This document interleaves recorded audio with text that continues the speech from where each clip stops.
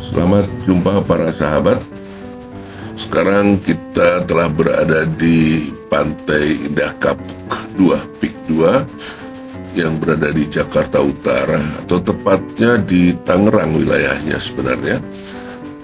Dan kita mengunjungi Taman Doa Lady of Akita. Taman Doa ini dibuat menjadi replika dari peristiwa Bunda Maria menangis sebanyak satu kali yang terjadi di gereja Seitai Hoshikai di kota Akita, Jepang, dan yang menjadi fenomena mukjizat dan peristiwa religius bagi umat Katolik di Jepang maupun di seluruh dunia. Taman Doa ini sengaja dibangun dan menjadi replika dari patung Bunda Maria meneteskan air mata di gereja Seitai Hoshikai, untuk kita bisa mengenang peristiwa ilahi ini tanpa perlu harus jauh-jauh pergi ke Jepang. Taman Doa ini baru saja dibuka, bahkan belum diresmikan secara resmi, ya betul. Dan kita telah berada di sini sekarang.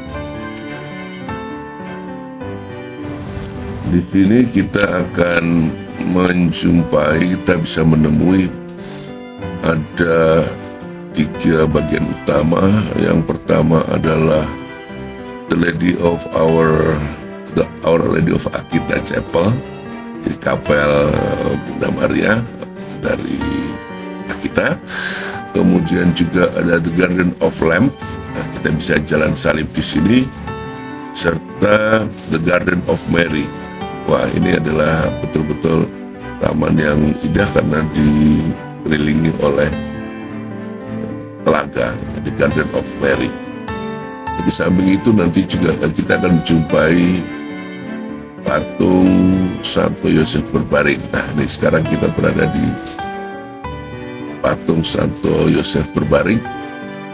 Untuk kita bisa berdoa di sini, memasang lilin untuk mengingatkan kita bahwa dalam tidurnya pun Santo Yosef selalu melindungi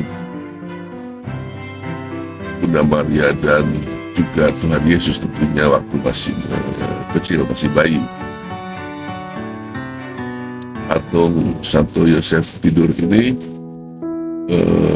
cukup menyentuh hati, dan kita bisa berdoa di sini. Selanjutnya, taman ini pun juga kita bisa melihat banyak pengunjung lain yang datang, meskipun ini belum terbuka secara resmi terbuka, ya, tapi sudah banyak pengunjungnya dan cukup asli,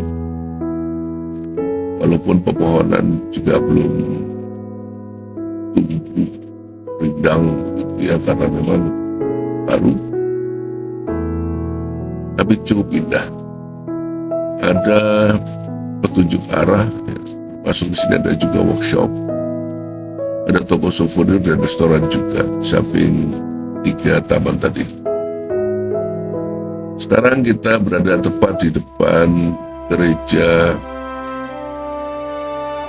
Kapel Lady of Akita, yang dibuat persis replikanya dengan yang ada di Jepang.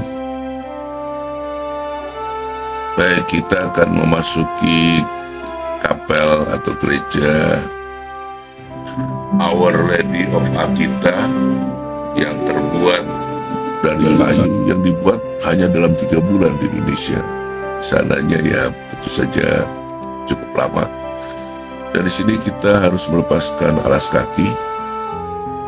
Ya, sekarang kita melihat ini adalah koleksi kapas, ya, kapas yang dipakai untuk menyeka air mata Bunda Maria, yang setelah diteliti di Universitas di Seitai dan yang lainnya di Jepang, itu ternyata memang mengandung zat yang ada di air mata manusia. Jadi memang air mata manusia. Ini adalah kapelnya, cukup bagus, tenang, dan tentu saja Anda tidak diperbolehkan untuk berbicara di sini atau berisik.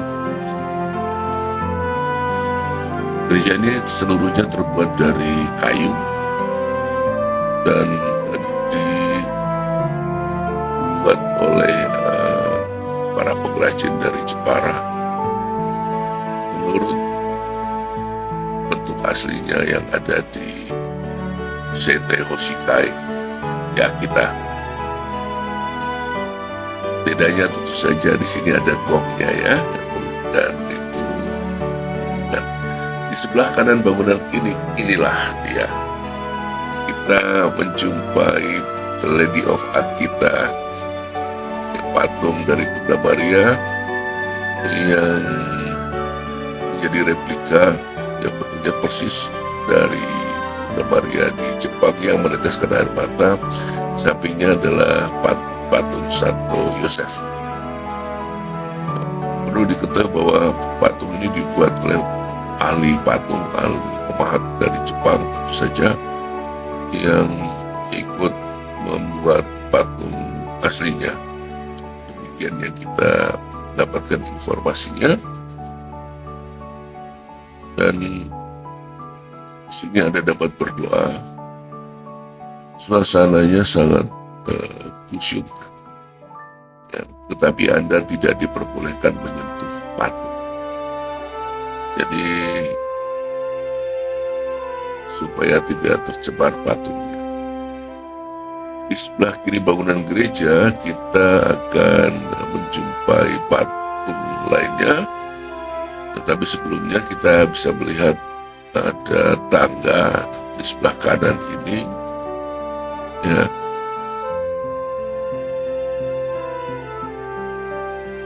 Ya, ini tangga menuju ke balkon di dalam kapel. Jadi dalam kapel pun sedikit kecil ada balkonnya.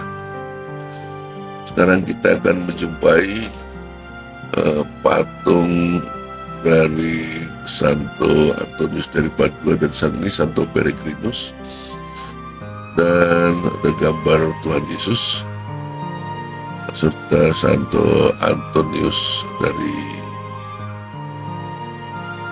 Padua.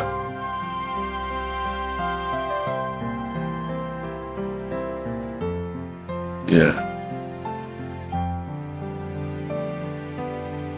Anda dapat berdoa dan memasang lilin di sini juga.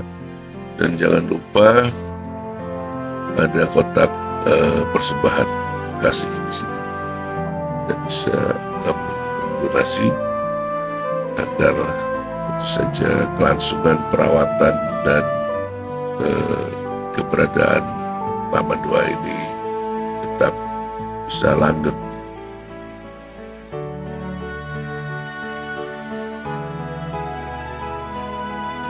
Di luar kita akan kembali. Sekarang kita akan menuju the Garden of Our Lady of Akita ya. Jadi ini adalah taman Bunda Maria dari Akita, dan taman ini dikelilingi oleh telaga air ya.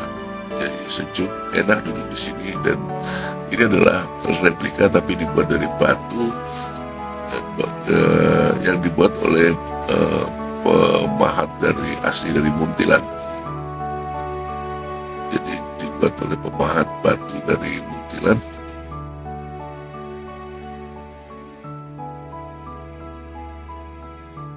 Dan Anda bisa berdoa juga di sini. Ya, bagus sekali tempatnya. Salah satu yang saya sukai dari tempat ini adalah tempat favorit saya justru malah Our Lady of Akita patung ini, ya, The Garden of Mary. Ya. Dan sebelahnya adalah The Garden of Lamb. Ya, ini dia The Garden of Lamb yaitu tempat kita melakukan jalan salib. Dan di sini kita mulai dengan penghentian yang pertama, Yesus dijatuhi hukuman mati. Ada relief yang dibuat bagus ya, dari kayu diukir dengan cara Jepang, dan juga tulisan doa dalam bahasa Indonesia, Inggris, dan Jepang. Di penghentian yang kedua, Yesus memikul salib. Ya, bagus sekali reliefnya, dan sama seperti yang pertama, ada tulisan doa dalam bahasa Inggris, Indonesia, Inggris, dan bahasa Jepang. Ya, bagus sekali.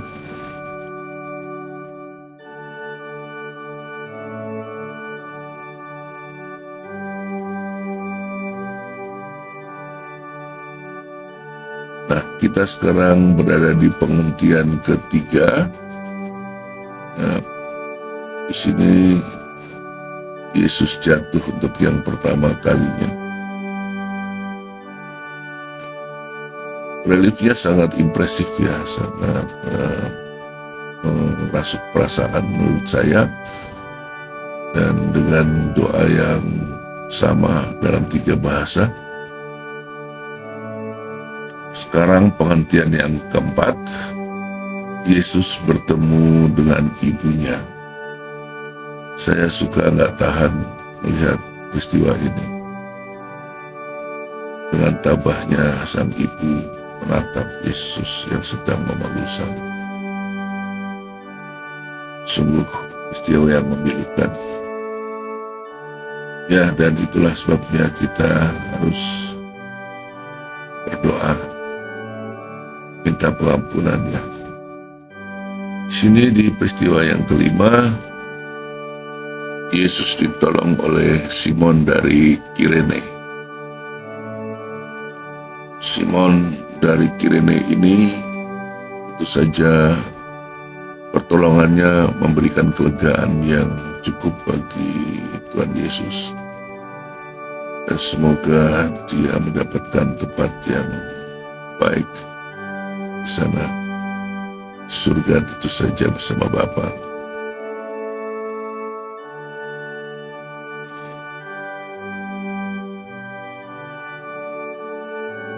Berikutnya adalah stasi ke-6. Sama seperti stasi yang lain, ada tulisan doa berbahasa Indonesia, Inggris, dan Jepang.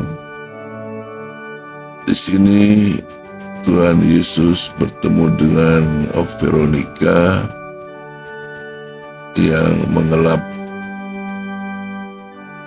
wajah Tuhan Yesus, yang kemudian menjadi tercetak ya di dalam kain yang dipakai. Wajah Tuhan Yesus yang tercetak di kain yang dipakai untuk mengelap itu oleh Veronica. Pada penghentian yang ke-7, Yesus jatuh untuk kedua kalinya. Reliefnya begitu mengesankan, sangat menyentuh,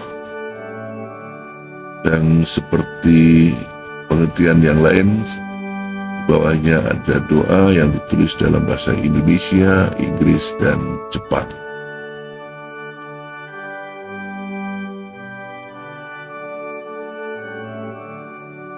Pada penghentian yang ke-8, stasi ke-8, Yesus menghibur perempuan-perempuan yang menangisinya. Luar biasa Tuhan Yesus ini. Dia yang menderita, tetapi masih bisa menghibur orang lain. Bukan kayak kita, kalau menderita, kita yang minta penghiburan.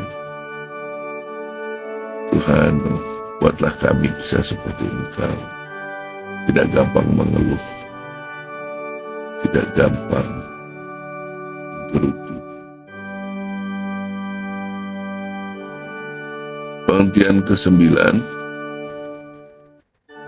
Tuhan Yesus jatuh untuk yang ketiga kalinya. Dengan begitu kepayahan, memanggul salib. Tuhan Yesus terjatuh.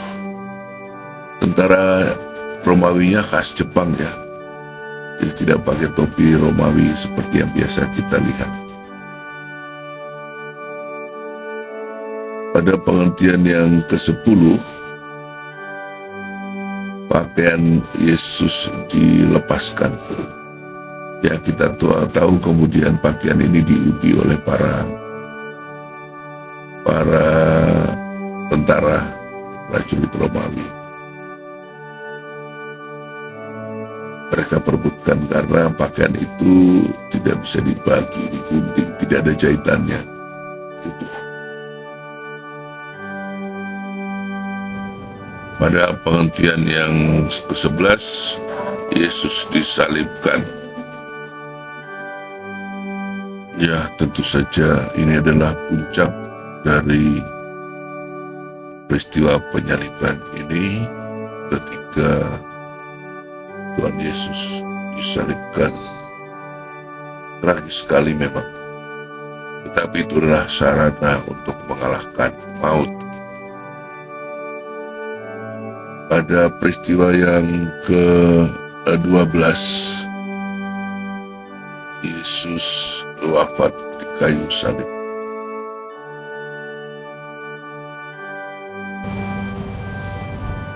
Ya, peristiwa ini tentu sangat mengetuk hati. Kita lihat Tuhan Yesus tergantung lunglai di kayu salib. Pada peristiwa yang ke-13, penghentian yang ke-13, jenazah Yesus diturunkan dari salib. Dan di sini kita melihat di dalam reliefnya itu Bunda Maria memangku Ibu Yesus. Mengingatkan kita pada Pieta, patung marmer yang dibuat oleh Michelangelo, yang sangat menyentuh, di mana Bunda Maria memangku tubuh Yesus.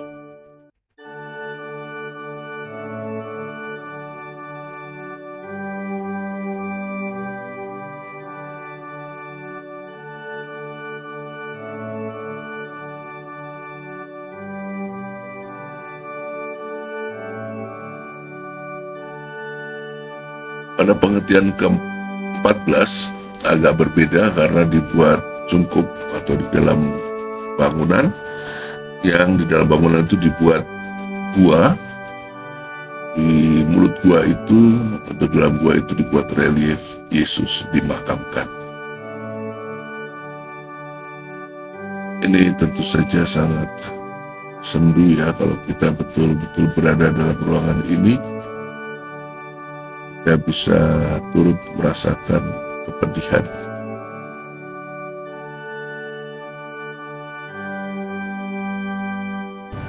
Yang unik di sini adalah bahwa ada penghentian ke-15. Biasanya jalan salib itu memiliki 14 penghentian ya sampai dimakamkan tadi, tapi di sini ada penghentian ke-15 di mana Yesus bangkit dari kematian. Ya, luar biasa, dan ini adalah lambang dari ketuhanan Yesus. Dia mengalahkan kematian, bangkit menjadi hidup kembali, dan bisa bertemu dengan siapa saja, sehingga dia menjadi Tuhan yang hidup, yang akan bisa mengunjungi kita setiap saat. Luar biasa saudara-saudara. Amin.